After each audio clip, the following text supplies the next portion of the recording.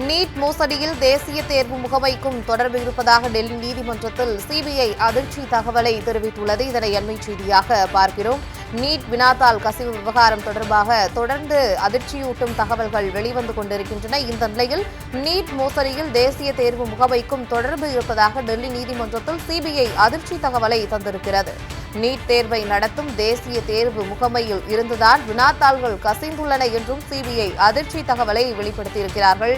NEET தேர்வை நடத்தக்கூடிய தேசிய தேர்வு முகமையில் இருந்துதான் வினாத்தாள்கள் கசிந்துள்ளதாகவும் தகவல் கிடைத்துள்ளது. நீட் மோசடி தொடர்பாக பூனாவில் கைது செய்யப்பட்ட நபரிடம் விசாரணை நடத்தியதில் தேசிய தேர்வு முகமை அதிகாரிகளிடமிருந்து வினாத்தாள்களை பெற்றது அம்பலமாகி இருக்கிறது. இதுகுறித்த கூடுதல் தகவல்களை வழங்குவதற்காக செய்தியாளர் பால்முருகன் இணைப்பில் இருக்கிறார். வணக்கம் பால்முருகன், உங்களுடைய விவரங்களை விரிவாக பதிவு பண்ணுங்கள். அதாவது தற்போது நீட் கேள்வித்தாள் கசிவு தேர்வினை நடத்தக்கூடிய தேசிய தேர்வு முகமையில் சென்றடைந்திருக்கிறது. சிபிஐ இந்த தகவலை தற்போது டெல்லி நீதிமன்றத்தில் தெரிவித்திருக்கிறது. ஏற்கனவே சிபிஐ விசாரணை நடத்தி 5 பேரை கைது செய்தது. அதில் பூனே உள்ளிட்ட இடங்களை சேர்ந்தவர்களும் இருக்கிறார்கள். அவர்களை நேற்று நீதிமன்றத்தில் ஆஜர்படுத்திய போதுதான் இந்த தகவலை சிபிஐ நீதிமன்றத்தில் தெரிவித்திருக்கிறது. அதாவது பூனேவிலிருந்து கைது செய்யப்பட்ட ஒரு நபரிடம் விசாரணை நடத்தியதில் கேள்வித்தாள்கள் அதாவது தேசிய தேர்வு முகமை அதிகாரிகளிடமிருந்து பெற்றதாக அவர் கூறியிருக்கிறார். இந்த விவகாரத்தில் கூடுதல் விசாரணை நடத்தப்பட வேண்டியுள்ளது. அது குறித்து விசாரணை நடந்து வருகிறது.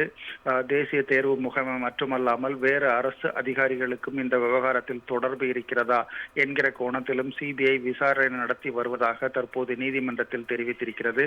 இதனைத் தொடர்ந்துதான் தற்போது ஏற்கனவே கைது செய்யப்பட்ட 5 பேரும் 7 நாள் சிபிஐ காவலில் விடப்பட்டிருக்கிறார்கள்.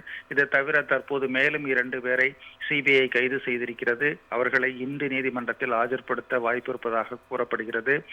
தற்போது கைது செய்யப்பட்ட பூனேவை சேர்ந்த நபரிடம் விசாரணை நடத்திய போதுதான் தேசிய தேர்வு முகமையிலிருந்து இந்த வினாக்களை பெற்றிருப்பதாக அவர் கூறியுள்ளது அதிர்ச்சியை அளித்திருக்கிறது.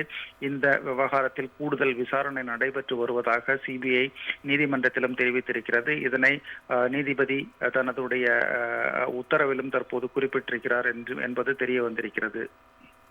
நீட் மோசடியில் தேசிய தேர்வு முகமைக்கும் தொடர்பு இருப்பதாக டெல்லி நீதிமன்றத்தில் சிபிஐ அதிர்ச்சி தகவலை வெளியிட்டிருக்கக்கூடிய தகவல்களை வழங்கியமைக்கு நன்றி பால்முருகன்.